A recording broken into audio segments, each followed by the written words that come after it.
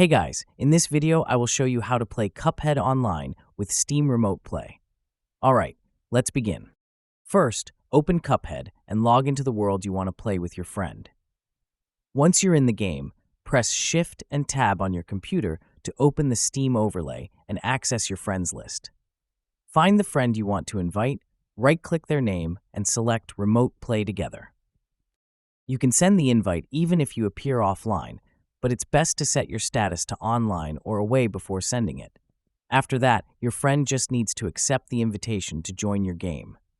An important tip is that one player should use a keyboard while the other uses a controller. This setup is necessary because it's the only way to play Cuphead together through Steam Remote Play. This method makes playing Cuphead with friends simple and fun, even if you are not in the same place. Just remember the controller and keyboard rule to avoid any issues during gameplay. So that's basically how you can play Cuphead online with Steam Remote Play. And that's it for this video. If you find this helpful, consider subscribing and giving this a big thumbs up. Thanks.